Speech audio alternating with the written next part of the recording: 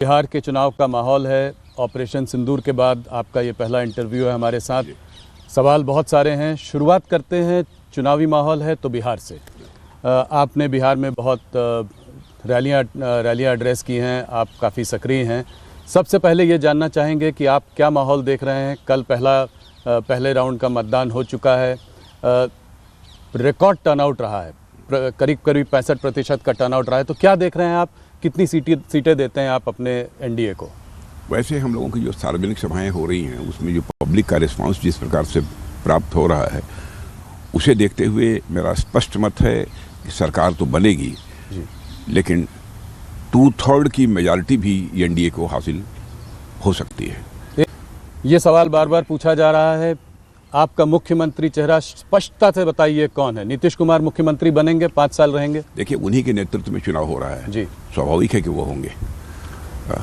Deputy CM एक Bharatiya Janata party का, एक चिराग पासवान की पार्टी का, ऐसा मत बनेगा? अब जो कुछ भी होगा भविष्य में वो सभी लोग मिलजुल कर उसको बैठकर तय करेंगे कि क्या करना क्या नहीं करना। राजा जी, एक मुद्दा जो आप लोग शुरू से लेकर चल रहे हैं वो है कि बिहार में लालू के उसमें जंगल राज का मुद्दा, कि पहले गुंडागर्दी थी, जंगल राज था।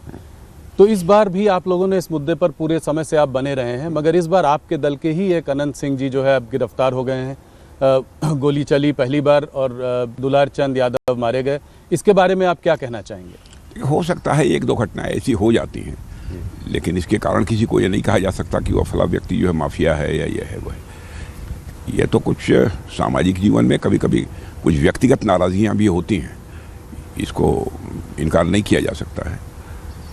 लेकिन सब मिला जुला कर पूरा प्रिकॉशन हम लोग लेते हैं कि जिनकी छवि साफ सुथरी हो, क्लीन इमेज के जो लोग हैं उन्हीं को प्रत्याशी बनाया जाए। सावधानी ये बरती जाती है, लेकिन हो सकता है इतनी बड़ी जमात जहाँ पर है जी, कहीं पर यह चूक हो भी सकती है। इस संभावना को भी मैं नकारता नहीं हूँ। राहुल गांधी इस चुनाव में लगातार कैनवसिंग कर रहे हैं, कैंपेनिंग कर रहे हैं। एक समय में जैसे जैसे चुनाव पास आता गया, अटैक थोड़े पर्सनल होते जा रहे थे। उन्होंने कहा कि मोदी जी वोटों के लिए कुछ भी कर सकते हैं, बोलेंगे तो स्टेज में वोटों के लिए नाच भी देंगे। थोड़ा छठ के समय में भी उन्होंने ऐसा बोला कि उन्होंने यमुना में डुबकी नहीं लगाई, एक सैनिटाइज पॉन्ड में जो है जाके उसके सामने छठ मैया की पूजा कर रहे थे। कैसे देखते हैं इस तरह के रिमार्क्स को आप? मैं समझता हूँ कि इस प्रकार के रिमार्क्स का कोई औचित्य नहीं है, और नौटंकी का प्रश्न यहाँ तक है। मैं समझता हूँ देश अच्छी तरह इस बात को समझता है कि मोदी जी के साथ इस प्रकार के आरोप किसी भी सूरत में चस्पा नहीं होते। वो बहुत ही सीधी और सपाट बात जनता के सामने रखते हैं।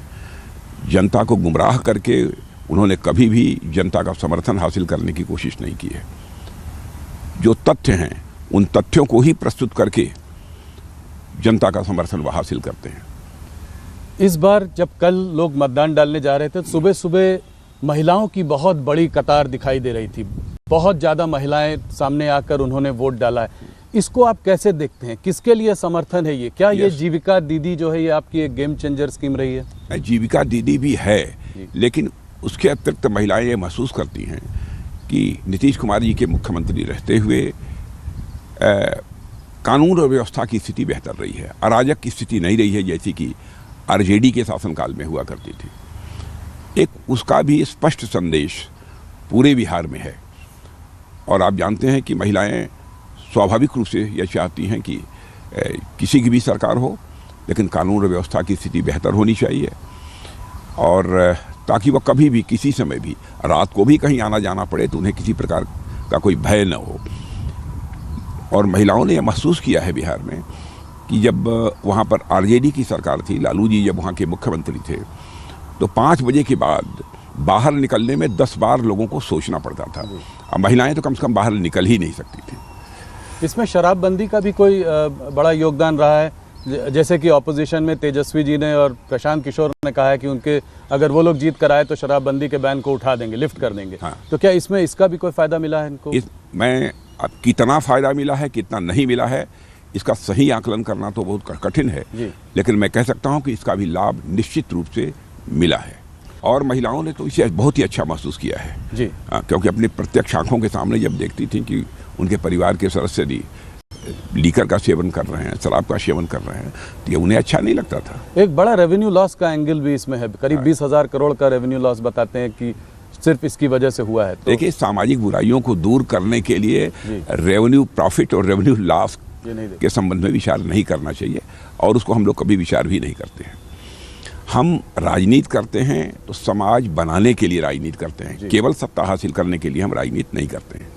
इस बार राजनाथ जी एक और फैक्टर देखा गया है जिसकी काफ़ी चर्चा है, वो है प्रशांत किशोर फैक्टर। लोग कह रहे हैं इस बार ये ट्रायंगुलर फाइट है। एक इन्होंने, प्रशांत किशोर जी ने अपनी नई पार्टी जनसुराज बनाई, पिछले 3 साल से बिहार में वो गांव-गांव जा रहे हैं, अपनी बात कह रहे हैं।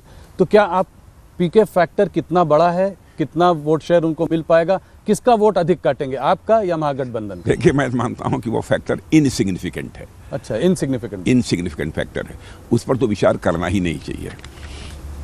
देखिए, लंबे समय तक अपने मतों का प्रयोग करते करते अब इस देश की जनता राजनीतिक दृष्टि से काफ़ी जागरूक हो चुकी है।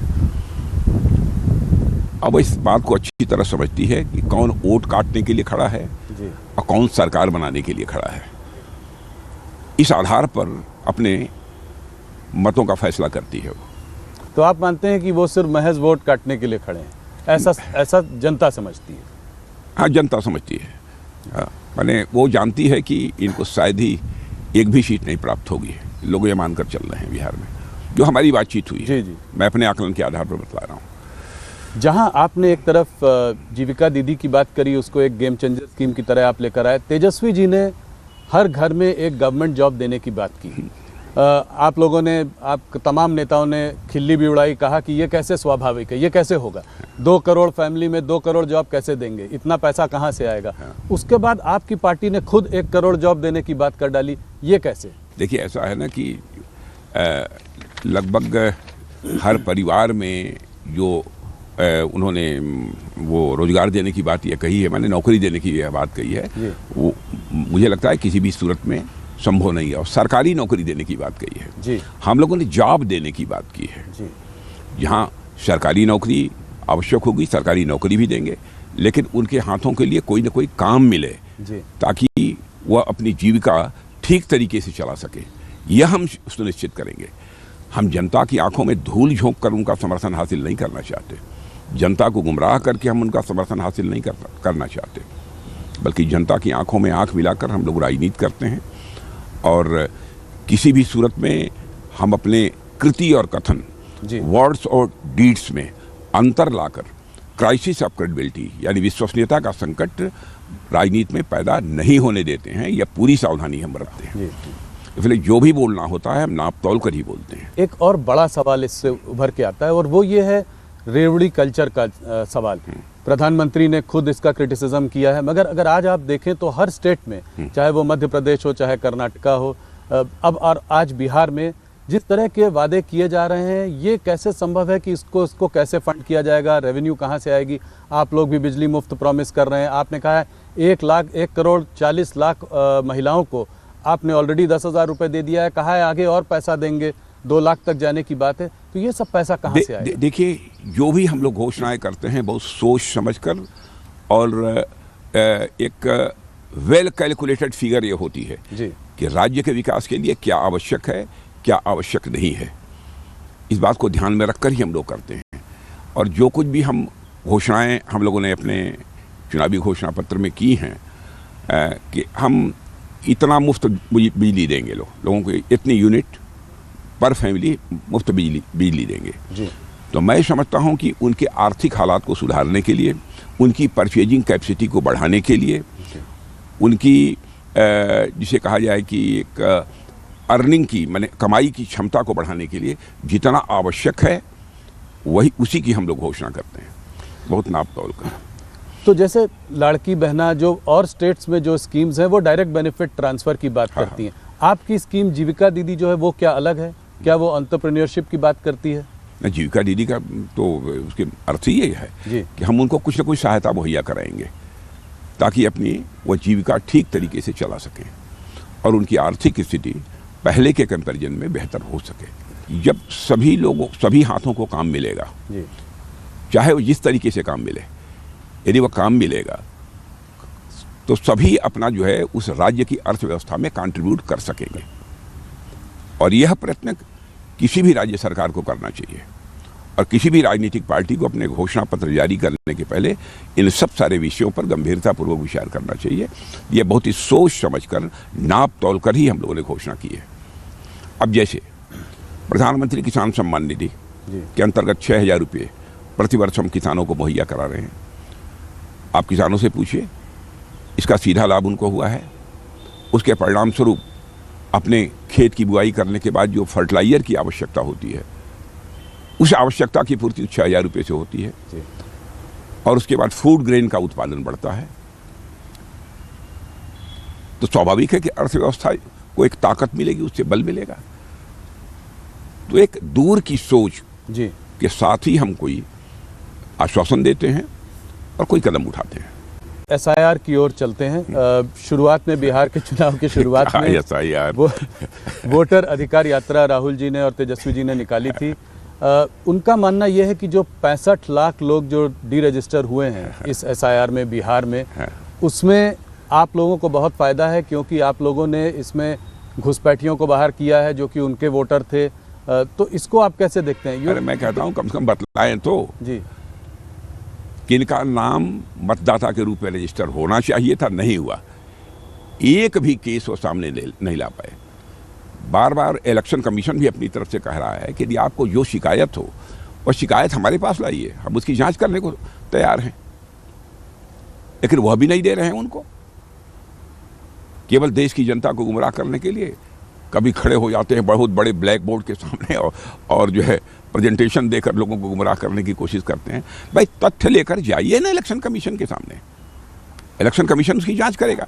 न करे तो बात समझ में आती है, लेकिन उसी SIR को लेकर कभी हाइड्रोजन बम फोड़ने की बात करते हैं, कभी एटम बम फोड़ने की बात करते हैं, लेकिन एक सामान्य पटाखा भी नहीं फोड़ पाए। कह रहे हैं कि हरियाणा और महाराष्ट्र का चुनाव आपने चोरी कर लिया और कहना ये चाह रहे हैं कि बिहार का भी आप चुनाव चोरी करने जा रहे हैं, क्योंकि तो ये क्या, इसको कहीं ना कहीं क्या ये चिपकाने की कोशिश है कि ये डेमोक्रेटिक प्रोसेस को आप लोग उसका उल्लंघन कर रहे हैं, उसको बाईपास कर रहे हैं? देखिए, सच्चाई तो यह है कि बिहार के बारे में भी उन्होंने यही कहा था और उसी के लिए उन्होंने पदयात्रा भी निकाली थी जी, कि वहाँ पर चुनाव आयोग जो कार्रवाई कर रहा था, SIR का जो प्रोसेस चल रहा था, उसी पर उन्होंने क्वेश्चन मार्क लगाया था। अब वहाँ कुछ मिला नहीं, एक भी उदाहरण वो प्रस्तुत नहीं कर पाए। अब जो चुनाव हो गए हैं, अब उनकी चर्चा उन्होंने करनी प्रारंभ कर दी। लंबे समय तक जनता की आंखों में धूल झोंक कर राजनीति नहीं की जा सकती। बाकी और ऑपोजिशन पार्टीज जैसे कि TMC, ममता बनर्जी हो या स्टालिन हो तमिलनाडु में, वो भी कह रहे हैं कि SIR हम अपने स्टेट में नहीं होने देंगे।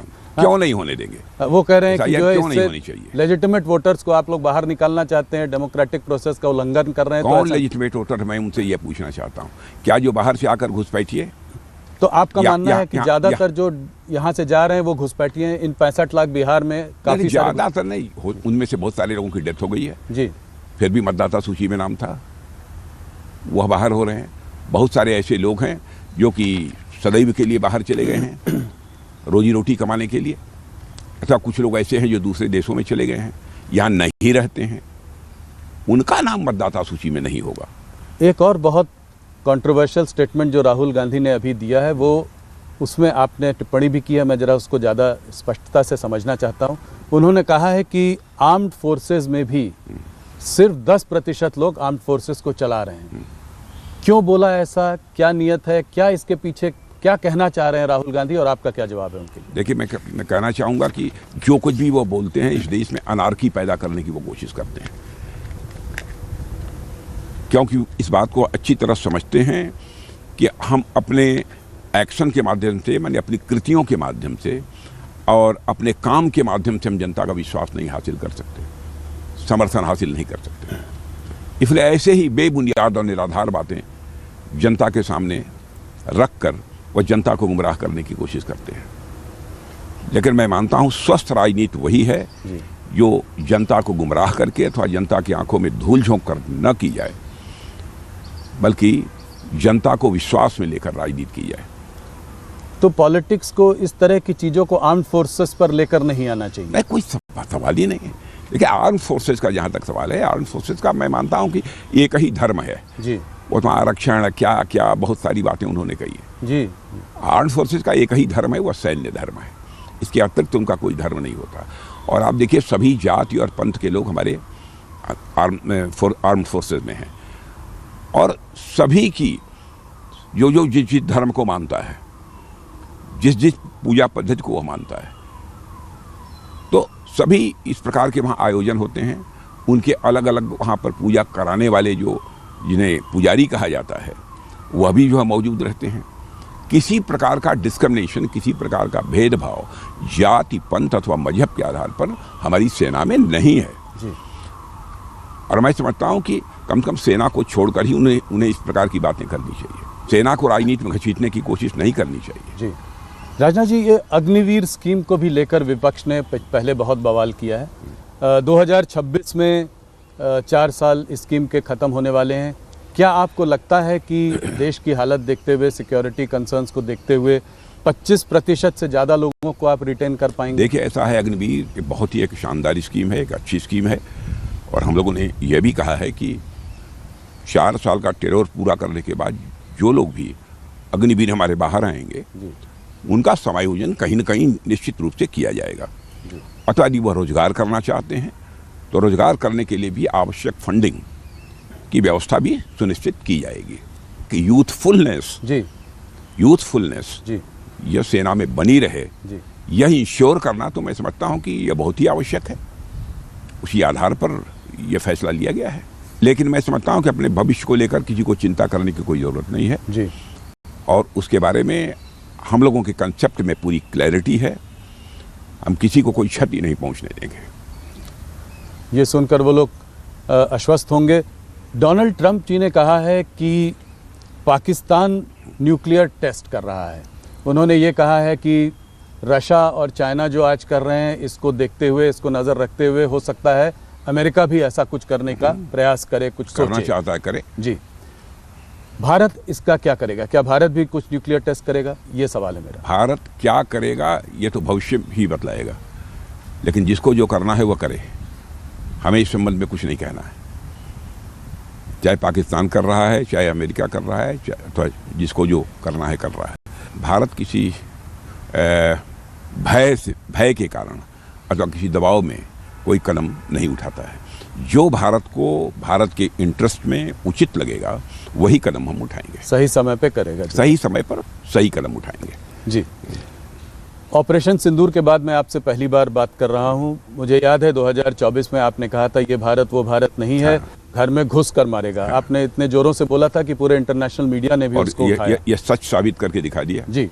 पर कुछ लोगों का मानना है कि बहुत जल्दी हाथ पीछे खींच लिए। इतनी जल्दी रुक क्यों गए? वो लोग चाहते थे कि थोड़ा और जोरों से पाकिस्तान को मैं इसे पूरी तरह से स्पष्ट कर देना चाहता हूं कि बराबर पाकिस्तान के डीएमओ की तरफ से टेलीफोन आ रहे थे जी। उनके टेलीफोन आने के बाद तब यह हुआ। माने हम लोग युद्ध पिपासु नहीं हैं जी। कुछ लोग ऐसे होते हैं जो बराबर चाहते हैं कि युद्ध हो, कन्फ्रंटेशन हो। भारत ऐसा नहीं चाहता है कभी। यदि बार बार उनकी तरफ से आग्रह हो रहा है कि नहीं, अब इसे स्थगित किया जाना चाहिए, बंद किया जाना चाहिए, तो उसके बाद जाकर ये तय किया कि हमको जो करना था वो हमने कर लिया जी। अब उसके बाद इस युद्ध को आगे बढ़ाने का कोई औचित्य अब नहीं है। आवश्यकता पड़ेगी फिर करेंगे। ये आप लोग बार बार बोल रहे हैं, इसका क्या अभी भी लगता है कि कुछ ऐसी स्थिति बनी हुई है कि उसको दोबारा करना पड़ेगा ऑपरेशन सिंदूर को? अब ये तो भविष्य के गर्भ में छिपा हुआ है, क्या होगा कैसे होगा। लेकिन ऑपरेशन सिंदूर के बारे में स्पष्ट कर देना चाहता हूं कि ऑपरेशन सिंदूर हमारा समाप्त नहीं हुआ है, हाल फिलहाल ही स्थगित है। हम लोगों ने क्या सावधानी बरती? आतंकवादियों ने चोरी छुपे घुसकर भारत की सीमा के अंदर हमारे निर्दोष नागरिकों को मारा जी। हम लोगों ने टारगेट किया, जो टेररिस्ट सेंटर्स थे उन्हीं को टारगेट किया है पाकिस्तान में। आम जनता को हम लोगों ने नहीं मारा है। इतनी सावधानी बरतने वाले हमारी इस गवर्नमेंट के ऊपर भी कभी कभी लोग आरोप लगाते हैं कि ये मजहब के आधार पर भेदभाव करते हैं, जात के आधार पर भेदभाव करते हैं। अरे भारत तो एक ऐसा देश है जहाँ के ऋषियों और मनीषियों ने भारत की सीमा में रहने वाले लोगों को ही अपने परिवार का सदस्य नहीं माना है, बल्कि पूरे विश्व की धरा पर रहने वाले लोगों को अपने परिवार का सदस्य मानते हुए वसुधैव कुटुंबकम का संदेश सारे विश्व को दुनिया की किसी धरती से गया है तो केवल और केवल हमारे और आपके भारत देश की धरती से गया है। आपने ये बात बड़ी स्पष्टता से आज ही नहीं पहले भी कही है, आपकी सरकार ने भी कही है कि भारत और पाकिस्तान के बीच में और कोई नहीं था, सिर्फ उनके आग्रह से ये वॉर को रोका गया। किसी के दबाव में अथवा किसी के कहने पर ऑपरेशन सिंदूर स्थगित नहीं किया गया है। मैं दो टूक शब्दों में इसे स्पष्ट करना चाहता हूँ। उन्होंने फिर भी अनेकों बार ये कहा है कि उन्होंने जो है बड़ा रोल इसमें प्ले किया है इसको बंद करवाने में, और क्योंकि हम नहीं माने उसका खामियाजा भी हमें भुगतना पड़ रहा है। हमारे ऊपर टैरिफ लगाया गया है, वीज़ा के तमाम रेस्ट्रिक्शंस आ रहे हैं। इसके बावजूद आपने अभी 10 ईयर का डिफेंस जो है पीट हेग्सेथ के संग 10 इयर्स डिफेंस पैक्ट किया, ऐसा क्यों? वो कह रहे हैं उसके बावजूद हमारे साथ समझौता किया ना जी। हाँ, इसका मतलब कि सारे इंडिकेशंस पॉजिटिव हैं जी। तो आप मानते हैं कि ये जो तनावपूर्ण की स्थिति जो बनी हुई है दोनों देशों के बीच अब पहले से बेहतर है? अब इसके बारे में विचार करना पड़ेगा, तनावपूर्ण है कि नहीं है, क्या है, इसके बारे में मैं नहीं बतला सकता। इसके बारे में तो ये जो लोग बोलते हैं वही बतला सकते हैं। इस बार आप लोगों ने पाकिस्तान को डटकर हम लोगों ने सबक सिखाया। टेरर कैंप्स के साथ उनके 11 जो है डिफेंस बेसिस को भी हमने तबाह किया, उसमें क्षति पहुंचाई। इसके बावजूद वहाँ के जनरल मुनीर को प्रमोशन मिला, वो तमाम तरह की बातें करते हैं। क्या पाकिस्तान कभी बाज आएगा अपनी इस तरह की करतूत? प्रमोशन मिला कि प्रमोशन उन्होंने ले लिया पाकिस्तान के बारे में कुछ कहा नहीं जा सकता जी। वहाँ पर तो आप जानते हैं कि आर्मी का एक प्रकार से वर्चस्व है। थोड़ा सा पाकिस्तान से हटकर अफगानिस्तान की ओर चलते हैं। अफगानिस्तान के फॉरेन मिनिस्टर मुताकी जी हमारे यहाँ पे आए हुए थे। उसी बीच पर दोनों की पाकिस्तान और अफगानिस्तान के बीच में झड़प भी हुई। पाकिस्तान ने काबुल में बमबाजी भी की। पाकिस्तान का ये कहना है कि इस सब के पीछे भारत का हाथ है, इशारा हमारी तरफ है, क्या कहेंगे? पूरी तरह से बेबुनियाद और निराधार आरोप है। हम लोग कहीं भी किसी भी प्रकार के कन्फ्रंटेशन में विश्वास नहीं करते हैं जी। हम तो पूरे विश्व में शांति चाहते हैं, हम इसी के पक्षधर हैं। हम किसी को यह उकसाएंगे नहीं कि उसके किसी के साथ संघर्ष किया जाए। हाँ, लेकिन हमें कोई छेड़ेगा तो हम छोड़ेंगे नहीं।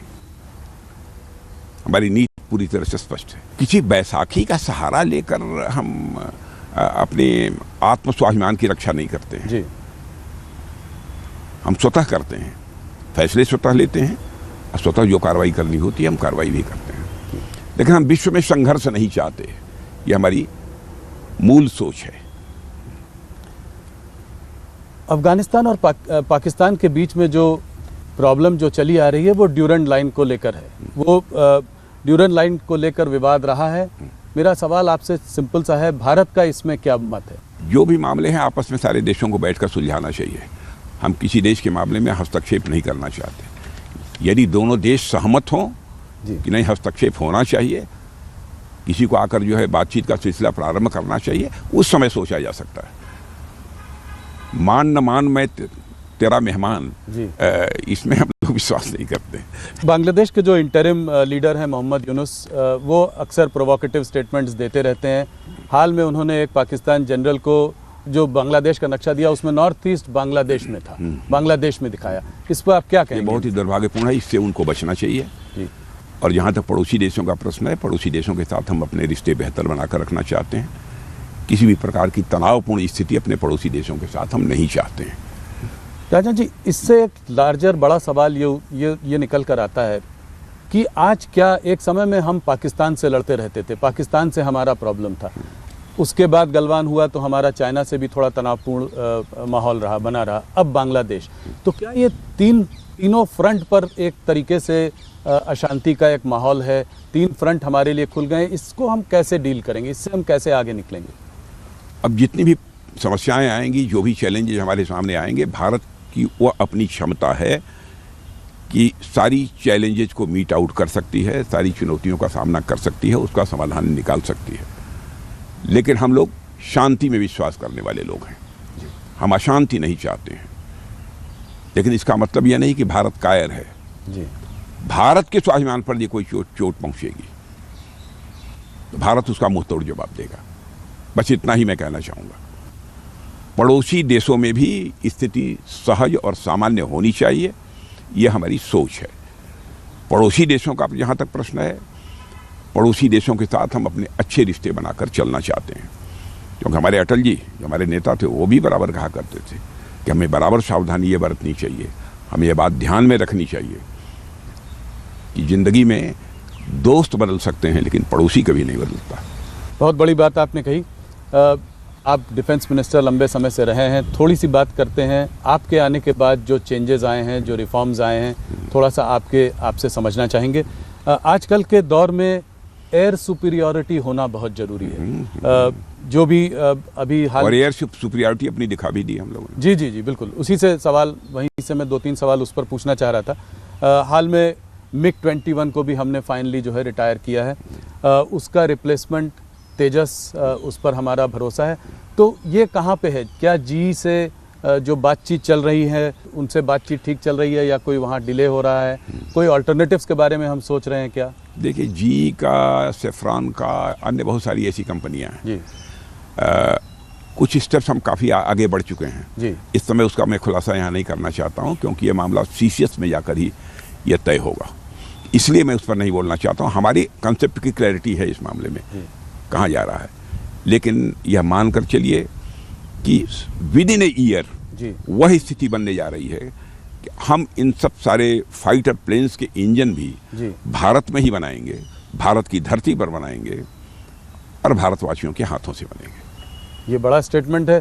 तो ये भी करेंगे और बाहर से भी लेंगे? इसमें हाल फिलहाल तो हमको इंजन बाहर से लेने की आवश्यकता है जी। हम उसमें कोई अमेरिकी दबाव कि अमेरिका से ही लेना है? कोई दबाव नहीं, कोई दबाव नहीं। और वो भी जो बाहर से लेंगे उसमें हम अपनी शर्तों से कंप्रोमाइज नहीं करने वाले हैं जी। हाँ, हो सकता है ये भी, इस संभावना को नकारा नहीं जा सकता। बहुत प्रबल संभावना है कि हम कहें कि ठीक है हम आपसे इंजन लेंगे लेकिन इंजन की मैन्युफैक्चरिंग आइए भारत में कीजिए।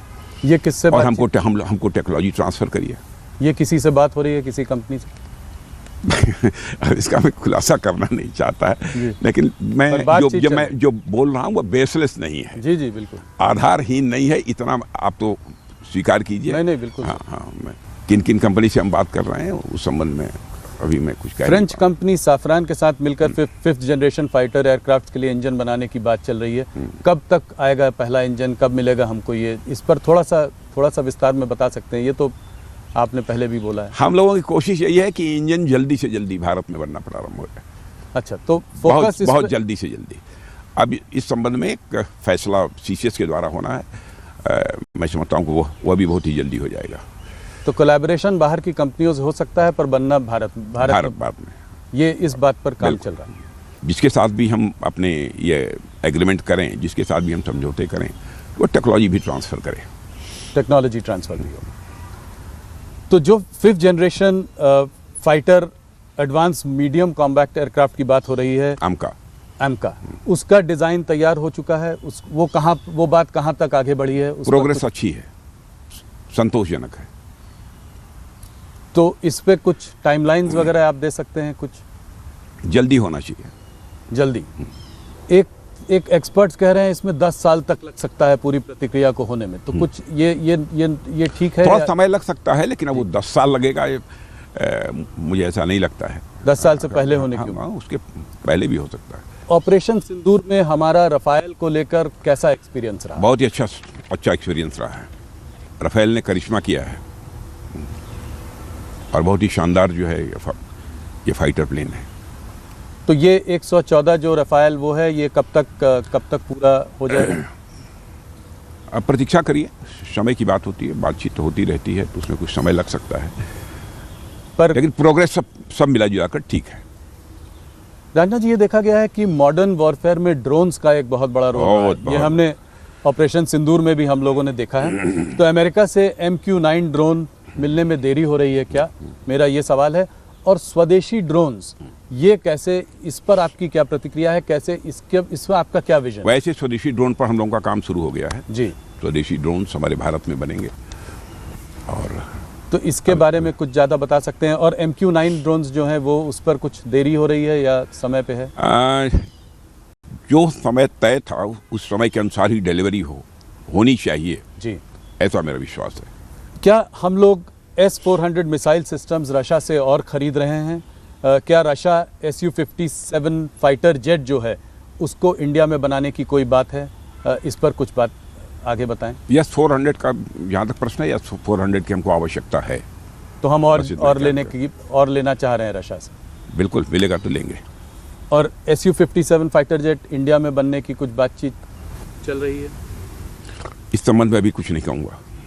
ब्रह्मोस मिसाइल्स पे अगर बात करें, ऑपरेशन सिंदूर के दौरान ये काफ़ी इफेक्टिव रही, बहुत इफेक्टिव था। कुछ देशों से हमारे पास जो है इंटरेस्ट भी आ रहा है इनमें, तो क्या ये हमारे इसको अगर बाहर देशों से इंटरेस्ट आ रहा है तो इससे डिफेंस एक्सपोर्ट्स पर कोई बड़ा असर पड़ेगा? बहुत बड़ा असर पड़ेगा। कुछ आंकड़े देकर इसको समझाएं। हाँ बिल्कुल, हमारा एक्सपोर्ट का ये आंकड़ा बढ़ेगा, क्योंकि इस समय तक अप्रॉक्सीमेटली 25,000 करोड़ का हम एक्सपोर्ट कर रहे हैं।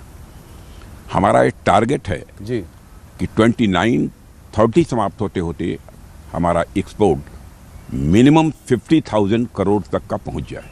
सिर्फ और इससे हम कॉन्फिडेंट हैं कि हम जी। 50,000 करोड़ के अपने एक्सपोर्ट के लक्ष्य को हासिल करने में कामयाब होंगे। सिर्फ ब्रह्मोस को लेकर कि नहीं, पूरे टोटल डिफेंस? जी। क्या आपने देखा होगा कि इंडिजनाइजेशन का सिलसिला भी हम लोगों ने तेजी के साथ प्रारंभ किया है। जी बहुत सारे आइटम्स के बारे में हम लोगों ने फैसला किया है कि चाहे जो भी हो जी हम भारत में ही बनाएंगे, भारत की धरती पर ही बनाएंगे, भारतवासियों के द्वारा ही वो बने, यह हम सुनिश्चित करना चाहेंगे। यह हम लोगों का फैसला है। पॉजिटिव इंडिजनाइजेशन लिस्ट बनाई है हम लोगों ने, जी तय कर लिया है कि हमारे 550 आइटम हैं। जी किसी भी सूरत में हम दुनिया के देशों से इसको इंपोर्ट नहीं करेंगे, भारत में ही इसको बनाएंगे। ऐसे ही कुछ लोकल रिप्लेसमेंट यूनिट्स होती हैं, तो लगभग 5,000 ऐसी यूनिट्स को हम लोगों ने तय किया है। अब वह भी सारे आइटम्स हम विदेशों से नहीं लेंगे, लेकिन भारत में ही बनेंगे। और अब तक आपको जानकर खुशी होगी, लगभग 2-2.5 हजार ऐसे आइटम्स हम लोगों ने भारत में बनाना शुरू कर दिया है। तो बहुत ही शानदार प्रोग्रेस है इंडिजनाइजेशन के मामले में, स्वदेशीकरण के मामले में। तो आत्मनिर्भरता में डिफेंस सबसे आगे चल रहा है, ये बोला जा सकता अब मैं सबसे आगे अपने को कैसे कहूँ, लेकिन यह है कि इंडिजनाइजेशन में जो प्रोग्रेस है, जी स्वदेशीकरण में जो प्रोग्रेस है भारत में रक्षा क्षेत्र में, वो बहुत ही संतोषजनक है। अग्नि 6 मिसाइल का टेस्ट कब होगा? ये हमारी जो है लॉन्गेस्ट इंटरकॉन्टिनेंटल बैलिस्टिक मिसाइल है, इसके बारे में कुछ बताएं। प्रतीक्षा करिए। काफ़ी चर्चा में है, काफ़ी स्पेकुलेशन भी है। मैंने सोचा आपसे डायरेक्ट पूछूं तो कुछ सवाल का जवाब कैसे बतला दूं, लेकिन प्रतीक्षा करिए, पर होगा सब जो होगा सब अच्छा होगा, अच्छा होगा, आपको खुशी होगी। अच्छा चलिए, आपने ना कहते हुए भी थोड़ा कुछ कहा। क्या न्यूक्लियर सबमरीन प्रोजेक्ट डिलेड है? डिलेड तो नहीं कह सकते हैं, लेकिन हाँ थोड़ा कुछ समय थोड़ा अधिक लगा है, ये बात तो सही है, इसको मैं स्वीकार करता हूँ। लेकिन वो भी बनकर तैयार हो जाएंगे, ज़्यादा डिले उसमें नहीं है। 1 लाख करोड़ की लागत इसमें लगी है, तो पर आप सेटिस्फाइड हैं कि ये आप चल रही है, प्रोग्रेस बहुत अच्छी है, प्रोग्रेस ठीक है? पहले से प्रोग्रेस और इम्प्रूव की है। हम लोग आत्मनिर्भरता और स्वदेशी की बात कर रहे हैं, तो क्या आप ये भी कहेंगे कि स्वदेशी वेपन सिस्टम और प्लेटफॉर्म आज जो है वो हमारा अपना होना चाहिए, हमें किसी और पर डिपेंडेंट नहीं होना चाहिए? यही है। ये क्या सोच है, ये क्या आपका विजन है? नहीं, हम अपने जो हमारे रक्षा उपकरण हैं, जो हमारे डिफेंस जो वेपन्स हैं हमारे, इस मामले में हम दुनिया के दूसरे देशों पर निर्भर नहीं रहना चाहते। हम पूरी तरह से आत्मनिर्भर होना चाहते हैं, उसी दिशा में हमारा प्रयत्न चल रहा है। और मैं कहना चाहता हूं कि इसमें प्रोग्रेस भी अच्छी है। राजा जी, क्या थिएटराइजेशन यानी आर्मी, नेवी और एयरफोर्स की एक यूनिफाइड कमांड जिसकी की बात चल रही है, ये कब तक हो पाएगा? मैं इधर देख रहा था कि आर्मी सीधे समय सीमा तो नहीं बताऊंगा इस समय, बताना संभव भी नहीं है जी। लेकिन प्रोग्रेस हमारी अच्छी है, थिएटराइजेशन के मामले में भी चल रही है। ज्वाइंटनेस में काफ़ी हद तक हम लोगों ने प्रोग्रेस कर भी दिया है। आर्मी चीफ ने कहा था कि जो है ये अभी हाल फिलहाल में कहा था कि ये प्रोग्रेस ठीक चल रही है, मगर क्या एयरफोर्स को कोई आपत्ति है, कोई ऑब्जेक्शंस हैं, कोई इश्यूज हैं, और उसको कैसे हल कर रहे हैं? एयरफोर्स में ने अभी तक कोई ऐसी आपत्ति हमारे सामने कोई दर्ज नहीं कराई है, लेकिन जो भी हम करेंगे, हम अपनी जो एयरफोर्स है, नेवी है और आर्मी है, सभी को पूरे कॉन्फिडेंस में लेकर ही करेंगे। आर्म्ड फोर्सेस जो है कुछ हफ्तों लार्ज स्केल एक्सरसाइजेस कर रही हैं, क्या ये रूटीन एक्सरसाइजेस हैं या आपको किसी कुछ खतरे का अंदेशा नहीं, है? कोई खतरा नहीं है। रूटीन एक्सरसाइजेज चलती रहती हैं और इस समय भी चल रही है। दादा जी, चाइना में लाइन ऑफ एक्चुअल कंट्रोल पर तनाव तो जरूर कम हुआ है मगर डी एस्केलेशन नहीं हुआ है, तो क्या ये हार्श डिस्कलेशन रियलिटी भी हुआ है, बहुत सारे पॉइंट्स पर डिस्कलेशन भी हो गया है, ऐसा नहीं है। और आपने देखा होगा कि इधर चाइना का भी एक स्टेटमेंट था, चाइना ने भी कहा कि भारत के साथ जो एलएसी पर जो थोड़ी तनावपूर्ण स्थिति बनी थी उसको भी सामान्य करना चाहते हैं। और चाइना के डिफेंस मिनिस्टर से भी हमारी बातचीत हुई है। जब मैं अभी आज जो ADMM प्लस की मीटिंग में भाग लेने के लिए मैं गया था जी। तो वहाँ अच्छी बातचीत हुई है।